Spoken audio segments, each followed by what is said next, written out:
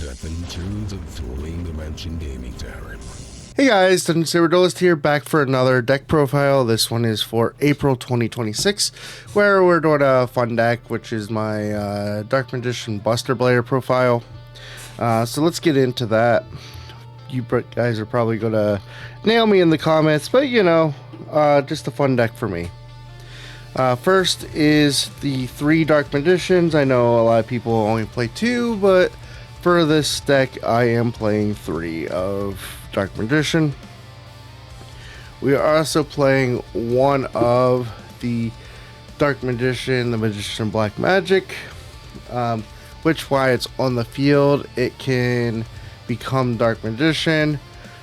We are not running the Shining Sarcophagus, so we really don't care about that effect.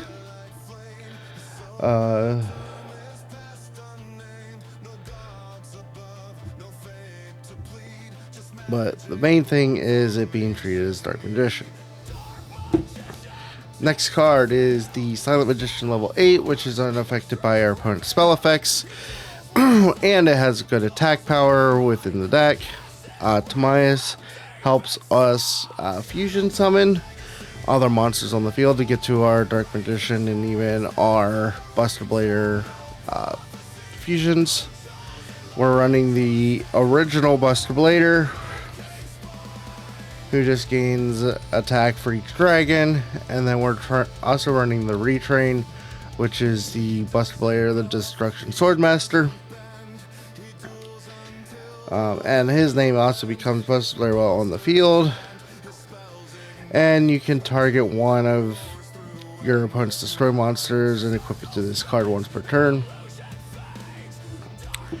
We are running 2 Diabell Star the Black Witch.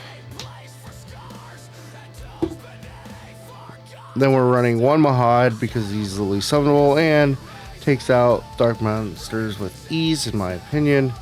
1 Apprentice Illusion Magician for those level 6 combos if we so need them. 1 Dark Magician Girl because of, we'll get into it later, but it gives us pluses off of the Soul Servant. And 1 Dark Magician Girl, the Magician's Apprentice, also treated as Dark Magician Girl while it's on the field. And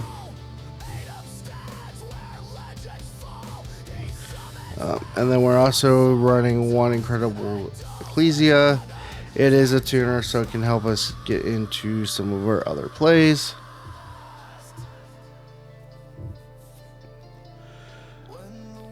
Two Silent Magicians. The original Silent Magician, we don't want to play the levels are too slow, but this guy can also stop 1 spell card once per turn, and if it's destroyed can go right into level 8. 2 Magician's Rod, so we can add any Dark Magician spell card to our hand from the deck. 2 Ash Blossom for the hand traps, and then we're going to run 2 Buster Whelps, which allows us to add a Destruction Sword card from our deck to the hand, except Buster Whelp. Dragon Buster Destruction Sword. If it's equipped, we can stop our opponent from being able to special summon monsters from the extra deck. 2 Magician Souls. The main way we use this is to reveal it, dump a DM, DMG, or Mahad typically from the deck to the graveyard. After it's dumped, we can special summon, send the souls of the grave, special summon the DM or DMG is typically what we do. Illusion of Chaos, reveal the card, then we can add a DM or 1 non-ritual monster that mentions it from deck to hand, then place 1 card from hand on top of the deck. Dark Magic Veil, we pay 1,000. Special summon 1 dark spellcaster type monster from hand or graveyard. We're running 2 of those. The good way with this is one of the things we're doing with that is it's how we are getting Dark Magician, the Magician of Black Magic, and Dark Magician Girl, the Magician's Apprentice, to the field without having to run the Shiny Sarcophagus. So now that we're into the spells, we're also running the Emblem of Dragon Destruction, which allows us to add a Bluster Raider from our deck or graveyard to hand, 2 Cosmic Cyclones for back row removal, pay 1,000, and then banish a spell or trap on the field, 2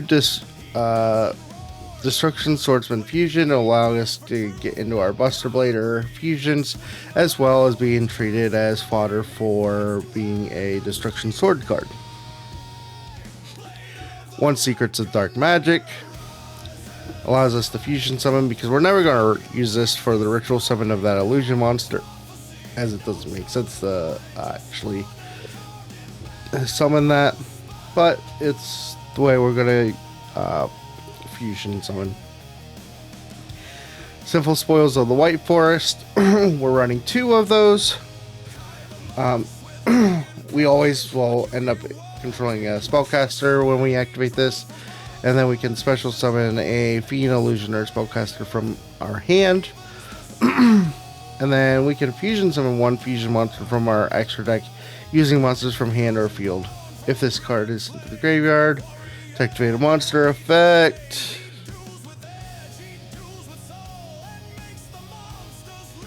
you can set this card. Then you can just set this card. You can only use each effect once per turn. So it's recurable. You're able to fusion summon and special summon with it. Soul Servant, with the way we're playing the deck, we can usually get a +3.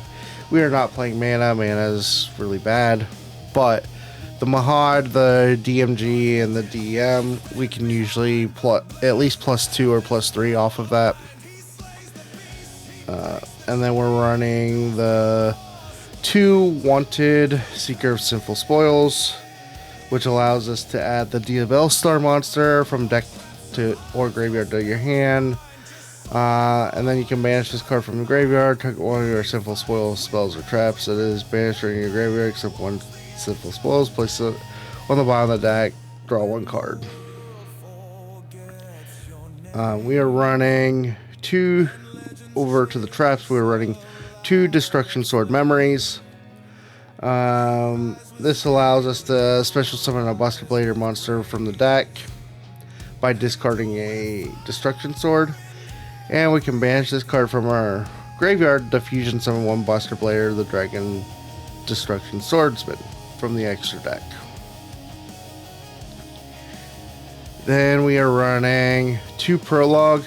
This is just going to get us out our Buster Dragon, but it as destroyed during the end phase, which helps us with the Dragon Lock. And then we're running our typical 2 Infinite and Perm. Now we will move over to our extra deck. We have plenty of ways to summon this, but Quintet, it's basically a board wipe. If we use 5 different names, and it can't be destroyed by card effects. This is not in order. Okay. And then we're going to run 1 of the new Timaeus, the United Magical Dragon. It's unaffected by other cards' effects until the end of the next turn. If this card battles using damage calculation, you can make this card gain 100 attack for each spell in the graveyards and banishment during your opponent's turn. You can target 1 spell trap on the field and destroy it. It seems similar to the Amulet Dragon that we used to have, just a little better.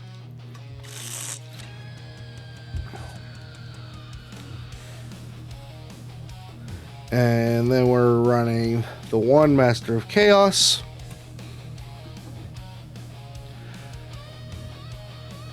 where we can target one light or dark monster in the graveyard, special summon it.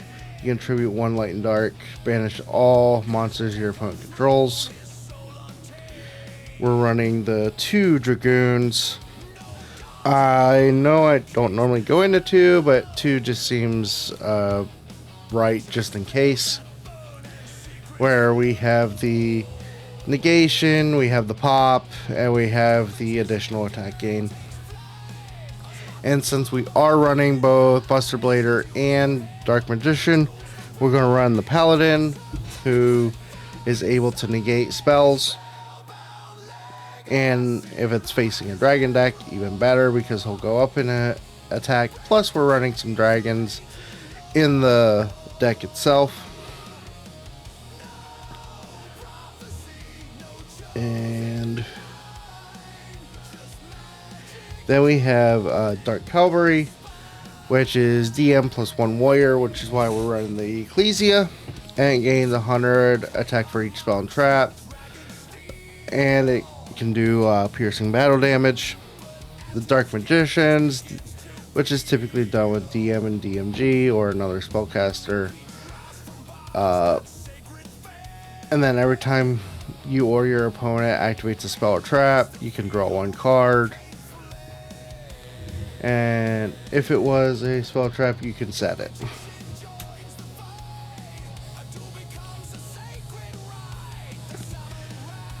Then we have Dark Magician of Destruction, must be fusion summoned or special summoned from the extra deck. During the turn, a spell card or effect is activated by banishing 1 level 6 or higher dark spellcaster monster you control as material. Which is the typical way we're going to summon this, and it's treated as a Dark Magician. Wow, it's on the field or in the graveyard. I was checking to see if it was in graveyard as well, which it is. Which is why it's being abused at the moment. And then on to the Buster Blader stuff, which we're running 2 of the Buster Dragons. And it makes all monsters your opponent controls dragons, which would then benefit Paladin because his attack power would go up during that turn. And which leads us into our next card for the Buster Lock, which is Buster Blader Dragon Destroyer Swordsman. It can attack directly. It gains 1000 attack for each dragon monster your opponent controls or is in their graveyard, and all dragon monsters opponent controls go to defense. Dragon monsters in your opponent's possession cannot activate their effects. So with both of those on the field, it basically shuts down dragons and a lot of other decks because you've changed them all into dragons and then you negate their effects.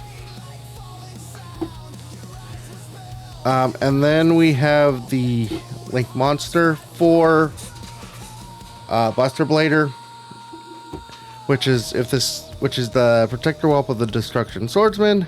If this card is Link Summon, send 1 Destruction Sword card from deck to graveyard. Then you can special summon 1 Buster Blader monster from your hand at the end of the battle phase. If your opponent controls no monsters, you can target 1 Buster Blader monster you control that did not declare an attack this turn, inflict damage to your opponent's equal to that monster's attack.